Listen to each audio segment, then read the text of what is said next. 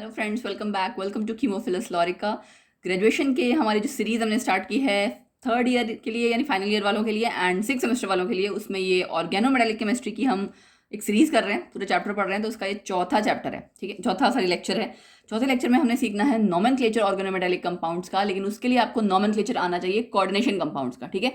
So coordination compounds के जो rules हैं और इसके ऑलमोस्ट सेम है, तो मैं लिंक अटैच कर दूंगी, आप उसको भी एक बार देख लेना सो दैट आपको हेल्प हो जाएगा, ठीक है। सबसे पहले रूल्स आपके क्या है नॉमेनक्लेचर लिखने के लिए। सबसे पहले सिंपल चीज़ ये है कि सिंपल एल्काइल या जो आपका एराइल ऑर्गेनोमेटालिक कंपाउंड आएगा ना, उसमें आपने नाम सिंपल लिखना है, simply by writing the name of metal, ठीक है। सॉरी, मेटल तो मतलब बाद में आएगा। Simply by writing the name of that organic ligand then metal. तो पहले आपका ऑर्गेनिक ग्रुप का नाम आ जाएगा then metal. For example CH3Li, तो पहले ऑर्गेनिक यानी कि मिथाइल वाला पार्ट आ जाएगा, मिथाइल लिथियम। C2H5MgBr, ये आपको पता है ग्रिग्नार्ड रिएजेंट है ना, जो आप करते हो RMgX करते हो, या C2H5 है, Mg और X हेलोजन यहाँ पे ब्रोमीन है। सो इथाइल मैग्नीशियम ब्रोमाइड, ठीक। इथाइल पार्ट लिखा आपने, मैग्नीशियम ब्रोमाइड बाद में आएगा, ठीक। अब ये जो ब्रोमाइड जो एक्स्ट्रा वाला पार्ट है ये भी बाद में ही आएगा। आपको स्टार्टिंग में सिर्फ ऑर्गेनिक लिगेंड का ही नाम लिखना है, उसके बाद मेटल एटम आता है एंड एक्स्ट्रा जो भी आपका लिगेंड होता है वो बाद में आता है। जिंक में आपका डाई इथाइल जिंक, ठीक। तो ये तो था आपका पहला रूल, बहुत सिंपल, मतलब 10 मिनट में आपको पूरे सारे रूल्स अच्छे से आ जाएंगे और नेमिंग आप सीख लोगे। तो इसके लिए वीडियो को आप लास्ट तक देखना, बने रहना, अच्छे से समझना, क्योंकि मैंने बहुत सारे एग्जांपल्स करा रखे हैं। सारे डाउट्स आपके इसी एक वीडियो में क्लियर हो जाएंगे, इससे बाहर आपको मतलब कुछ पढ़ना ही नहीं पड़ेगा फॉर नॉमेनक्लेचर। इसका क्वेश्चन आता है एग्जाम में, जो ग्रेजुएशन वाले बच्चे हैं स्पेशली मैं उनके लिए कह रही हूँ, तो इस वीडियो को लास्ट तक देखना, ठीक है। सो गैप आपका नहीं होगा, एक्स्ट्रा गैप कहीं नहीं होगा, मतलब आपका जो ये सिर्फ दो नाम है ना, देखो इसमें आपका गैप है, मतलब ऑर्गेनिक ग्रुप के नाम में एंड मेटल के नाम में, ठीक है। मेटल का नाम और उसके अलावा कोई दूसरा और लिगेंड होगा तो उस नाम में भी गैप होगा, इस तरह के कंपाउंड में, सारों में नहीं, इस तरह के कंपाउंड में, ठीक है। फर्स्ट अल्फाबेट आपका सिर्फ कैपिटल होगा, बाकी सारे स्मॉल होंगे। ये सेम रूल्स हैं आपके कोऑर्डिनेशन कंपाउंड वाले, ठीक है ना। फिर एल्काइल और एराइल लिगेंड्स जो हैं जनरली वो एनायंस की तरह कंसीडर किए जाते हैं, ठीक है। तो आपको ऑक्सीडेशन स्टेट भी अगर एनायंस की तरह कंसीडर किए जा रहे हैं तो ऑक्सीडेशन स्टेट की बात भी आ गई है ना, अकॉर्डिंग टू विच आपको ऑक्सीडेशन स्टेट कैलकुलेट करनी होगी, ठीक है जी। ये आपको पता लग जाएगा कि कब आपको एनायनिक फॉर्म में लेना है, कब ऐसा डायरेक्टली सिंपल जैसे आपने ऊपर एग्जांपल्स किए हैं, ठीक है। फिर दूसरा क्या है, लिगेंड्स के नाम पता होने चाहिए। ये आपने कोऑर्डिनेशन कंपाउंड में जो नाम कर रखे हैं ना, कुछ तो वही होंगे लिगेंड्स अगर आएंगे। ऑर्गेनिक के नाम आपने कुछ हमने जैसे लास्ट वाला लेक्चर किया था उसमें सीखे होंगे, कुछ आप यहाँ सीख लोगे। CO को हम क्या कहते हैं, कार्बोनिल। Cl को क्लोरो, ठीक। देन C6H5 फिनाइल, ये नाम आप पहले भी कर चुके हैं। साइनो, C2H4 इथाइलिन, ये नया नाम आया। C5H5 साइक्लोपेंटाडाइइनाइल, ये वो नेम है जो आपने कोऑर्डिनेशन कंपाउंड्स में नहीं किए थे, है ना, ये दो नीचे वाले एंड ये फिनाइल भी नहीं किया था, बाकी तीन आपने वहाँ कोऑर्डिनेशन कंपाउंड्स में कर रखे हैं ऑलरेडी, ठीक। सो KPtCl3C2H4 ये हमारा पहला कंपाउंड है। प्रैक्टिस के लिए अगर आप देखो, कैटायन पहले है, एनायन बाद में, है ना। तो कैटायन का नाम पोटेशियम लिखा, फिर आपको कैटायन एनायन के बीच में स्पेस देना पड़ेगा। आपने ऑर्गेनोमेटालिक कंपाउंड्स में नाम वो टाइप्स पढ़े हैं ना फर्स्ट लेक्चर में, ionic compound, covalent compound, electron deficient. तो अलग अलग तरह के कंपाउंड्स हैं जो पूरा एक न्यूट्रल है, वहाँ पे आपको कैटायन एनायन के बीच में गैप करने की जरूरत ही नहीं है। वहाँ पे सिर्फ आपका ऑर्गेनिक ग्रुप है और आपका मेटल एटम है, उनके नाम के बीच में गैप आएगा। यहाँ कैटायन एनायन है तो पहले कैटायन का नाम लिखोगे, बाद में एनायन का नाम लिखोगे, उसके बीच में गैप लिखोगे, गैप रखोगे। कैपिटल लेटर सिर्फ पहले वाला, पोटेशियम का P कैपिटल होगा, बाकी कुछ कैपिटल नहीं है। देन लिगेंड्स किस सीक्वेंस में लिखेंगे आप, अगेन वही अल्फाबेटिकली ऑर्डर में। सो क्लोरीन था यानी क्लोरो C एंड इथाइलिन का E, कौन पहले आएगा, क्लोरो। 3 क्लोरीन है तो ट्राई क्लोरो। इथाइलिन लिखा आपने, अब इथाइलिन देखो ब्रैकेट में लिखा है, ठीक है, कोई स्पेस नहीं दिया उसके बाद, सीधे प्लेटिनेट। 8 क्यों आया, क्योंकि एनायन से एंड हो रहा है ना। ये सारे रूल्स अभी मैंने नेक्स्ट पेज पे लिखे हुए हैं, मैं आपको साथ के साथ बताती जा रही हूँ, हम प्रैक्टिस भी करते जाएंगे। एंड उसके बाद हमने लिखा क्या, सेकंड जो रोमन नंबर में 2 लिखा है, that is oxidation state of platinum, ठीक है। इथाइलिन आपका न्यूट्रल लिगेंड है, ये आपको थोड़ा थोड़ा धीरे धीरे याद रखना पड़ेगा, कौन सा लिगेंड न्यूट्रल है, कौन सा भाई कैटायनिक एनायनिक है, ये सब चीज़ें प्रैक्टिस के साथ आती है, ठीक है। सो रूल्स में अगर हम आगे बढ़ें तो सेम वैसा ही है। रूल्स आपके जैसे कोऑर्डिनेशन कंपाउंड में थे, cation is written first then anion, ligands are written in alphabetically order, अभी मैंने आपको बताया, ठीक है। Metal atom present in the anionic complex will end with 8, मतलब अगर आपका जो स्क्वायर ब्रैकेट वाला पार्ट है ना, जो आपका कॉम्प्लेक्स वाला पार्ट है, अगर वो एनायन है उसके अंदर ही सेंट्रल मेटल एटम होता है, अगर वो एनायन पार्ट है तो मेटल एटम के साथ नाम के पीछे 8 आएगा, अदरवाइज प्लेटिनेट नहीं प्लेटिनम हो जाता, ठीक है। ये कोऑर्डिनेशन कंपाउंड का ही रूल है, सेम एज सच, बिल्कुल। फिर ऑक्सीडेशन स्टेट हमेशा आपको बाद में लिखनी है ब्रैकेट्स में, ये भी आपके वही रूल हैं, ठीक है। कुछ और प्रैक्टिस कर लें, थोड़े से हम कंपाउंड्स, उसके बाद हम इनकी ऑक्सीडेशन स्टेट भी मैंने सारी नीचे निकाल रखी है, ठीक है। सो देखो मैं आपको एक बारी, आई होप आपको स्क्रीन पे सारे कंपाउंड्स नजर आ रहे हैं, ठीक। K3FeCN5CO, ये CO क्या है? ये आयरन था। अब यहाँ पे बहुत बच्चे ना इसको कोबाल्ट लिख देते हैं, तो चेक कर लिया करो, अगर आयरन एक मेटल एटम आ चुका है दूसरा नहीं आएगा इस तरह से, राइट। सो आयरन था यहाँ पे, इसका मतलब ये कार्बोनिल है, ठीक। पोटेशियम आपने अलग से लिखा, ट्राई पोटेशियम नहीं, पोटेशियम सिर्फ, ठीक है। ये तीन आपका किसके लिए हेल्प होगा? यहाँ ऑक्सीडेशन स्टेट निकालने के लिए। तो आपने ऑक्सीडेशन स्टेट निकाल ली अलग से, क्या निकाली? -3 ऊपर गया, तो आयरन के लिए x, साइनाइड के लिए -5, कार्बोनिल के लिए 0। सो x की वैल्यू आ गई 2। तो यहाँ पे पोटेशियम, उसके बाद कार्बोनिल और साइनो में से किसका नाम पहले आएगा? Carbonyl Ca, cyano Cy, carbonyl नाम पहले आएगा, तो कार्बोनिल पेंटासाइनोफेरेट, एनायनिक था इसलिए फेरेट, ऑक्सीडेशन स्टेट ब्रैकेट में लगा दी 2, ठीक है। देन दूसरा KBCH34, यहाँ पे BCH34 के ऊपर -1 ले लिया हमने क्योंकि पोटेशियम आपका सिंगल है, ठीक है।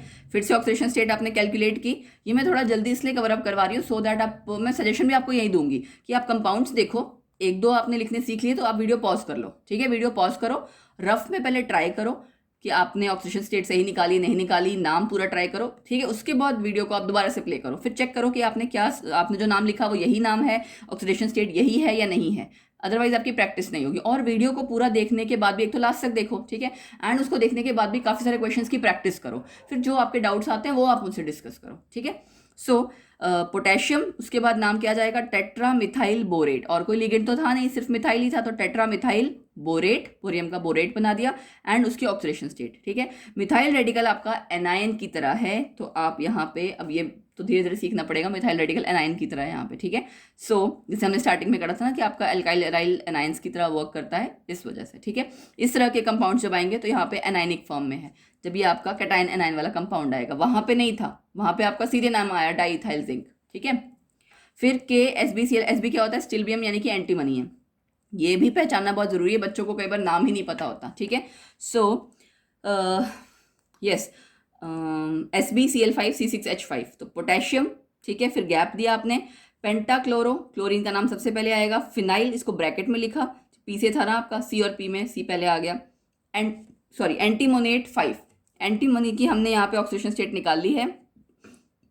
कई बुक्स में एंटीमोनेट लिखा होता है, किसी किसी बुक में स्टिलबेट भी लिखा होगा, तो आप दोनों ही आपका चल जाएगा, वैसे तो होना चाहिए कोऑर्डिनेशन कंपाउंड, अगर हम रूल देखें तो एग्जैक्टली ऑरेट, स्टिलबेट इस तरह से होना चाहिए, राइट। बट किसी किसी बुक में एंटीमोनेट भी दिया हुआ है, सो आप एग्जाम में एक तरह से ऐसे लिखना, दोनों ही नाम लिख देना इन केस, क्योंकि किसी किसी बुक में दे रखा है तो आप दोनों लिख दोगे तो एटलीस्ट कवर अप हो जाएगा, ठीक।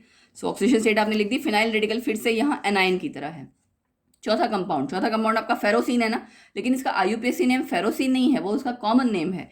नाम आपको क्या लिखना है? बिस। अब बिस क्यों लिखा आपने? क्योंकि साइक्लोपेंटाडाइइनाइल में डाई वर्ड आ गया, ये रूल भी आपने कोऑर्डिनेशन कंपाउंड में किया था ना। सो यहाँ पे आप बिस ट्रिस इस तरह का वर्ड यूज करते हो, अगर आपको नंबर शो करना हो कि उस तरह का लिगेंड कितने नंबर्स में है। 2 थे यहाँ पे तो इसलिए बिस, 3 होता तो ट्रिस। बिस ब्रैकेट में लिखा साइक्लोपेंटाडाइइनाइल, फिर आयरन लिखा है, एंड आयरन की ऑक्सीडेशन स्टेट, ठीक है। आयरन की ऑक्सीडेशन स्टेट अब आपको पता है, यहाँ पे 2C5H5 -2 ले रहे हैं हम, ठीक है। न्यूट्रल नहीं लेना है, ये -2 है, ये आपको थोड़ा सा याद रखना पड़ेगा। कुछ चीज़ें आप प्रैक्टिस से करोगे, कुछ चीज़ें आपको याद रखनी पड़ेंगी, तभी क्लैरिटी आएगी, ठीक। फिर अगला रूल आपका क्या है? वही सेम जो अभी मैंने आपको सिखाया कि अगर आपके लिगेंड के नाम में प्रीफिक्स ऑलरेडी आ रहा है, डाई ट्राई कहीं से आ ही गया है ऑलरेडी, तो आपको उसका नंबर शो करने के लिए कि कितने नंबर ऑफ लिगेंड्स हैं वो वाले, आप डाई ट्राई दोबारा से प्रीफिक्स यूज नहीं करोगे, आप क्या यूज करोगे? बिस ट्रिस टेट्राकिस, ठीक है। 4 के लिए टेट्राकिस, 3 के लिए ट्रिस और 2 के लिए बिस। ये आपने रूल कोऑर्डिनेशन कंपाउंड में पढ़ा हुआ है, ठीक है। फिर अगला कि name of organic ligands are written in brackets. Phenyl bracket में लिखा, साइक्लोपेंटाडाइनाइल ब्रैकेट में लिखा, इथाइलिन ब्रैकेट में लिखा, ठीक है। तो ये तो आपके इसके सिंपल रूल्स हो गए। कार्बोनिल के जो नॉमेनक्लेचर है उनमें थोड़ा बहुत कहीं कहीं चेंजेस हैं, वो आप देख लो। कंपाउंड्स जो भी आपके कार्बोनिल के लिगेंड्स हैं उनको आप मेटल कार्बोनिल्स कहते हो। नाम इनमें जनरली आपका ऑक्सीजन स्टेट 0 होती है, अगर कहीं चार्ज होता है तो ये चार्ज आपको पता लग जाएगा, है ना। ये हमने पहले भी सीख रखा है, EN रूल जब पढ़ा, जब एग्जाम्पल्स पढ़े लिगेंड्स के, वहाँ भी हमने देखा। सो NiCO4 टेट्रा कार्बोनिल निकल, ठीक है, 0। यहाँ देख सकते हो आप कि यहाँ पे आपका ये ना एक्चुअली गैप नहीं आना चाहिए, टेट्रा कार्बोनिल निकल यहाँ पे ना साथ में आएगा, ये गलती से हो गया, इसको ध्यान रखना, no gap. Mn2CO10 deca carbonyl dimanganese, यहाँ भी गैप नहीं आएगा, ब्रैकेट में 0 उसकी ऑक्सीडेशन स्टेट। CO2 CO8 ये दो, एक कोबाल्ट है एक कार्बोनिल है, तो कोबाल्ट आपका इस तरह से लिखा जाता है, छोटा ओ, कार्बोनिल पूरा लिखा जाता है, ठीक है। तो इस चीज़ का ध्यान दीजिएगा, इससे आप पहचानेंगे। ऑक्टा कार्बोनिल डाई कोबाल्ट, ठीक है। अब यहाँ पे डाई कोबाल्ट लिखा है, ये याद रखना, डाई मैग्नीज लिखा है, इनमें आपको डाई वर्ड यूज करना पड़ेगा, ठीक है ना। फिर है वेनेडियम का हेक्सा कार्बोनिल वेनाडेट, ये एनायन आ गया ना, इसलिए वेनाडेट, और उसकी ऑक्सीडेशन स्टेट -1। कार्बोनिल तो आपका होता है न्यूट्रल है, ठीक है। जब आपके लिगेंड्स ब्रिजेस की तरह काम करते हैं, आप फिर से क्या वर्ड यूज लगाते हो, म्यू, है ना। ये आपका ग्रीक वर्ड, ग्रीक अल्फाबेट आप ये कह सकते हो, ग्रीक सिंबल है, तो ये म्यू आप यूज करते हैं।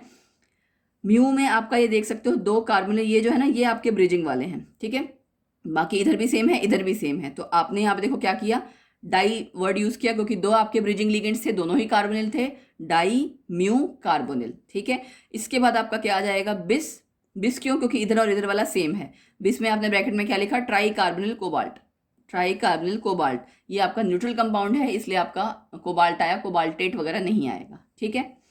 When the metal carbonyls contain metal metal bond, अब अगर कहीं मेटल मेटल बॉन्ड आ जाएगा तो वो 2 तरीके से हो सकता है कि सिमेट्रिकल है या अनसिमेट्रिकल, मतलब 2 मेटल आपके यहाँ पे कहीं बॉन्ड्स हैं, एक मेटल के साथ हो सकता है 3 कार्बोनिल है, एक के साथ 4 कार्बोनिल है ना, ऐसा भी हो सकता है। तो सिमेट्रिकल में मेटल कार्बोनिल्स के जो आपके नेम है उसमें आप मल्टीपल प्रीफिक्सेस यूज करते हो, दोनों को अलग अलग। जहां आपका अनसिमेट्रिकल है वहां पे एक सेंट्रल मेटल एटम को, जिसको आप, जिसमें ज्यादा लिगेंड्स जुड़े होंगे, उसको आप मेन मानोगे, ठीक है ना। उसके अलावा बाकी को आप लिगेंड जैसा ट्रीट करोगे। कैसे, वो मैं आपको दिखाती हूँ, अदरवाइज आपको ऐसे समझ में नहीं आएगा। ये देखो, ये आपका सिमेट्रिकल था, इधर वाला पार्ट इधर वाला पार्ट बिल्कुल सेम है, और बॉन्ड कोबाल्ट के बीच में है, मेटल मेटल बॉन्ड बन रहा है। तो इसमें आपने क्या करना है, बिस ट्रेस यूज करेंगे ना आप मल्टीपल प्रीफिक्सेस शो करने के लिए। बिस आपने, क्योंकि इधर वाला बिल्कुल सेम था, तो आपने बिस लिखा, ब्रैकेट में क्या लिखा, टेट्रा कार्बोनिल कोबाल्ट, क्योंकि आपका नाम क्लियर कर रहा है कि 4 कार्बोनिल कोबाल्ट इस तरह की चीज 2 बार है, और वो अंडरस्टूड है कि कोबाल्ट के बीच में बॉन्ड बन रहा है। यहाँ पे क्या है देखो, एक इस साइड लिगेंड अलग है, इस साइड लिगेंड अलग है, दोनों मेटल एटम भी अलग अलग हैं। सो इसको आपने मेन माना, पेंटा कार्बोनिल, ठीक है।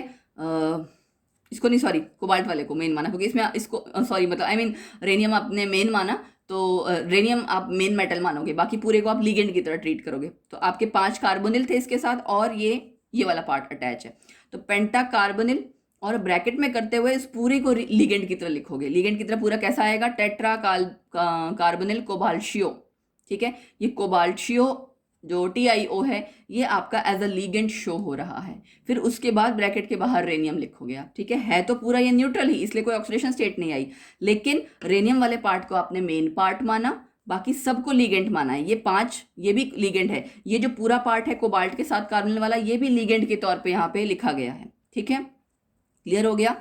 फिर है आपका जो सिंपल लिगेंड है वो पहले आता है, जो इस तरह का लिगेंड है वो बाद में लिखा जाता है। फिर है आपका टेंटलम का एक कंपाउंड, एक साइड टेंटलम है, एक साइड मरकरी है। अब यहाँ 6 कार्बोनिल है, और यहाँ पे एक सिंपल वाला ये इथाइल लगा हुआ है मरकरी के साथ, तो साइड सी बात है, टेंटलम वाले को मेन मानोगे, इसको आप क्या मानोगे, लिगेंड। तो ये आपका कार्बोनिल जो ज्यादा वाली चीजें हैं वो आपने पहले लिख ली, हेक्सा कार्बोनिल, ठीक है। ब्रैकेट में क्या लिखा, इथाइल मर्क्यूरियो, मरकुरी का मर्क्यूरियो, IO आप सब जगह यूज ऐड कर देते हो जब आप एज अ लिगेंड उसको पूरा बनाते हो।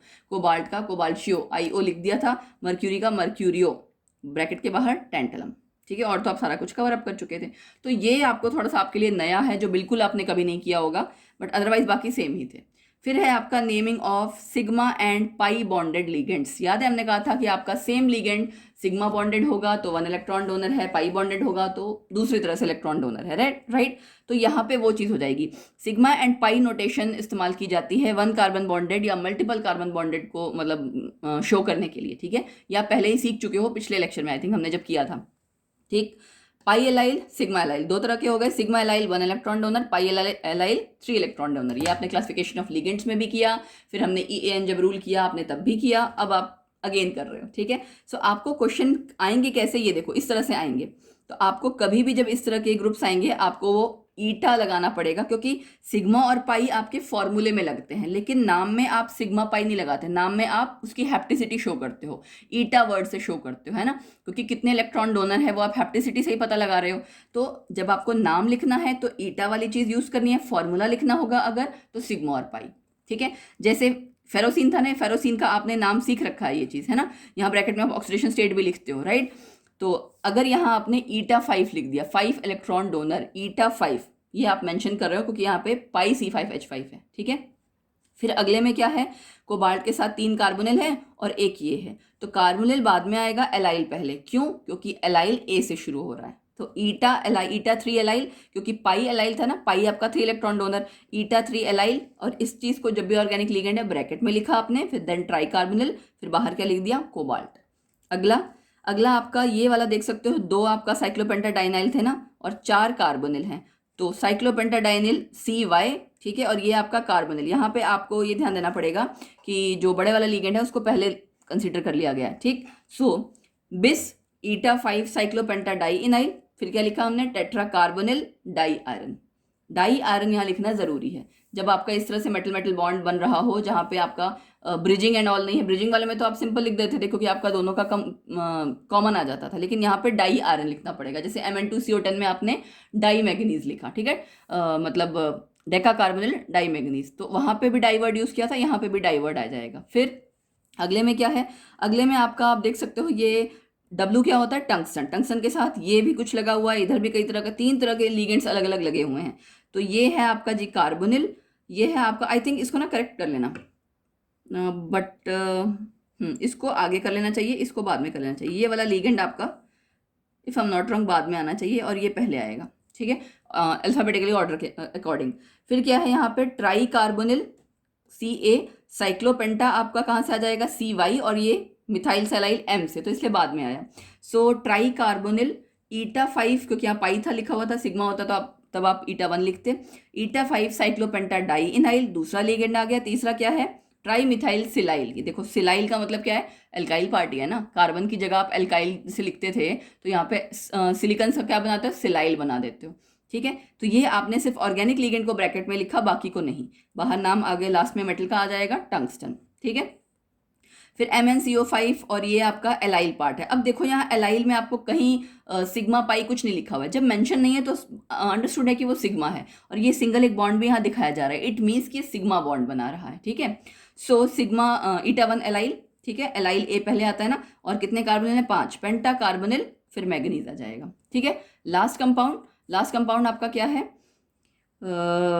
मोलिब्डेनम का। मोलिब्डेनम के साथ 3 कार्बोनिल हैं, एक साइक्लोपेंटाडाइइनाइल है जो कि 5 इलेक्ट्रॉन डोनर है, और क्या है, सिग्मा वाला आपका एलाइल है। तो एलाइल सबसे पहले आ जाएगा, ईटा 1 एलाइल, फिर हमने लिखा ट्राई कार्बोनिल, फिर हमने लिखा ईटा 5 साइक्लोपेंटाडाइइनाइल, ठीक है, ब्रैकेट क्लोज करी। दोनों ऑर्गेनिक लिगेंड्स को हमने ब्रैकेट में रखा है, एंड बाहर फिर लास्ट में क्या लिखा, मोलिब्डेनम। सो थोड़ी बहुत वेरिएशंस हैं, एंड आई ऑल्सो एग्री कि नोमेनक्लेचर में कुछ जगह आपका थोड़ा बहुत ऐसा है कि ऊपर नीचे जैसे होता है ना, ऐसा लग रहा है कि कंबाइन करके कुछ रूल्स क्लैश कर रहे हैं। बट मैं आपको एक ही चीज़ कहूँगी, कुछ रूल्स क्लैश तो कर रहे हैं कोऑर्डिनेशन के और इसके, बट प्रैक्टिस आप जितनी ज़्यादा कर लोगे उतना ठीक रहेगा। आपको एग्जाम में डाउट वाला क्वेश्चन नहीं आएगा, आपको ऐसा ही क्वेश्चन आता है जिसका आप नाम प्रॉपर लिख पाते हो, ठीक है। सो आई होप आपके नोमेनक्लेचर वाला जो चीज़ है वो क्लैरिफाई होगी। मैंने बहुत अच्छे से करवा दिया, रूल्स एंड उसकी प्रैक्टिस दोनों चीज़ सेम इस लेक्चर में ही होगी, बट मैं आपको ये सजेस्ट करूंगी कि आप खुद से भी अच्छे से प्रैक्टिस करना, एंड जो आपके डाउट्स हैं वो हमें कमेंट सेक्शन में बताओ, नहीं तो हमसे कांटेक्ट कर लेना, ठीक है। एंड गाइज इंस्टा हैंडल जरूर फॉलो करो, उसमें वहाँ पे हमारे और बहुत कुछ ऐसी चीज़ें हैं जो हम पोस्ट करते रहते हैं, कुछ एक्स्ट्रा करिकुलर एक्टिविटीज़ कह सकते हो, कुछ भी जो भी आप शायद पसंद करेंगे। सो उनको आप फॉलो कर सकते हो, उन हमारे सोशल हैंडल्स को, कुछ ना कुछ हम एक्स्ट्रा डालते रहते हैं, मतलब पढ़ाई से हट के। सो ऐसा नहीं है कि सिर्फ पढ़ाई वाला काम है, बाकी कुछ भी और मस्ती मजाक भी चला रहता है, क्योंकि मस्ती मजाक जिंदगी में होना बहुत ज़रूरी है, ठीक है। तुम्हें भी मैं ये सजेस्ट करूँगी सारे स्टूडेंट्स को, जब पढ़ाई करनी है पढ़ाई करो, बट जब मस्ती करनी है तो चिल भी किया करो, बिंदास जिया करो। जिंदगी एक है, एक ही ज़िंदगी में आपने सारे काम करने, अपनी सारी ड्यूटीज़ करनी है, ठीक है। एंड उसमें आप अगर अपना माइंड रिलैक्स नहीं रखोगे, अपने आप को खुश नहीं रखोगे, तो आपकी एफिशिएंसी रिड्यूस हो जाती है। सो वो आपको ढूंढना है, फिगर आउट करना है कि आप अपनी एफिशिएंसी इंक्रीज करने के लिए क्या करते हो। कुछ करिकुलर एक्स्ट्रा करिकुलर एक्टिविटीज़ करते हो, स्पोर्ट्स खेलते हो, कुछ डांस आपकी कोई हॉबीज़ है, कुछ फॉलो करते हो, what ever you feel like, ठीक है। सो ये मुझे आपको जस्ट एक थोड़ी सी टिप देनी थी अपनी लाइफ के लिए कि बिंदास जियो, मस्त रहो, ठीक है। ठीक है, अब हम चलेंगे नेक्स्ट टॉपिक इसी चैप्टर का। ऑर्गेनोमेटालिक के हमारे 4 लेक्चर्स हो चुके हैं, मैं आपको बता दूं। चारों लेक्चर्स के आपको जो लिंक्स हैं वो डिस्क्रिप्शन बॉक्स में मिल जाएंगे। रेगुलर पढ़ते रहना, मैं पढ़ाती जा रही हूँ, पढ़ना तुम्हारा काम है, ठीक है। So okay then, bye bye, take care, God bless you.